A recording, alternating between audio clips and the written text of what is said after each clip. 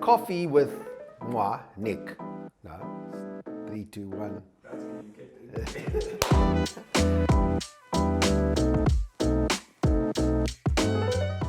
So today with Insurance Coffee with Nick, I've welcomed Tanya. Thank you. Tanya is a black belt ninja at business insurance. Ninja in insurance. Right. Should say that. Okay, so Tanya, today we're going to be discussing business interruption, or otherwise also known as loss of profits. So what is it? Well, basically, business interruption is there to give you money following an insured event that has happened in your business. So it's there to help you pay your staff, carry on with your running costs of your business, your water bill, your lights, everything has to carry on operating, your operational expenses. So give me an example of a typical event. Let's just say I've got an engineering company, I've got machinery, I've got a whole lot of things going on, and we have a fire.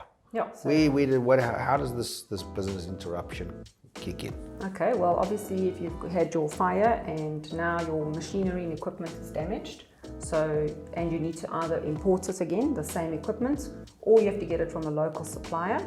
So you have to cater for that in your sums insureds as well, when you've covered it under your fire section. But basically, you now need to either outsource that business because you have customers that are waiting on those deliveries. So you have to outsource it, which minimizes your loss of profits or increases your expenses. So it all you work with the insurer, and they'll pay you out as your claim goes along. But you have to be able to prove your So in a nutshell, if I've lost turnover or profits, I'm going to be then put back in the position I'm in, because for argument's sake, if I was earning in the business 100 Rand a month, and now suddenly we've had the fire and we're earning no money, but you're paying but I've got all my expenses to pay and my rent and everything. So pretty much I will then be given this money to be able to carry on with the business. That's correct. And of course, I might also be making a profit. Yeah. So then this is where it goes loss of profits, because then I'll get that portion paid out to us as well. Yes. Okay, awesome.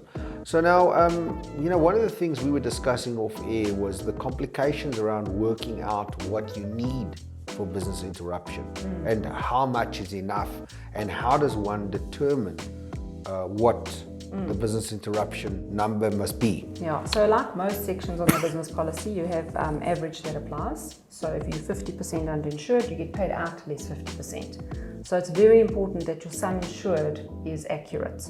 So you can't insure yourself for, say, and you also insure for a period of months. So you can say, I could get up and running again following a fire of, say, it could take me 3 months, 6 months, or 12 months.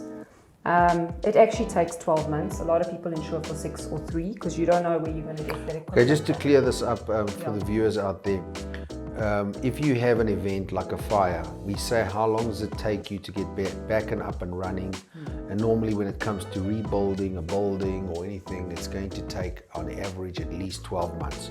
So the indemnity period, in other words, the amount of time you want to be paid for your loss of profits, would then be 12 months. Yes. That then coincides with your annual turnover. Yes, so your calculation would be your annual gross profits plus your monthly expenses, including tax, stock not in there, not included because you've got that insured separately, and then your monthly expenses. Okay, so this is a calculation that your broker would do for you.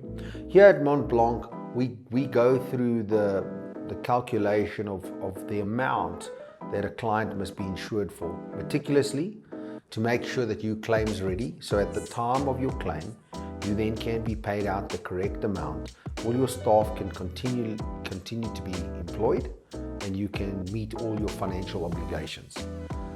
So I suppose the big thing is, why do a lot of business owners not have this section of cover? Or what in your opinion, Tanya, being in the game for over 20 years? There could be they haven't been advised to take it, so they could think they're in a business that doesn't need it, doesn't require it, whereas actually 80% of businesses need it. So they haven't been advised, and also it sometimes works out a bit costly, but if you balance it out according to what the loss would be, it's actually not that expensive, and it's how you kind of put that section together. So insure only maybe your monthly expenses. If you're a business that's kind of running off site and you're not too concerned about your machinery and equipment. So there's always an element of business. So it needs to be tailor-made. Tailor-made. It's and it is work. It is cover that you need.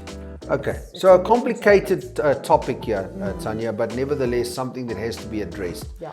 So click on the link below and give us your number, let us call you. If you're a business owner, running a business out there, CEO, FD, MD, somebody that wants to understand business interruption and really get to the logical steps that you have to go through to understand the cover and get it priced correctly, call us.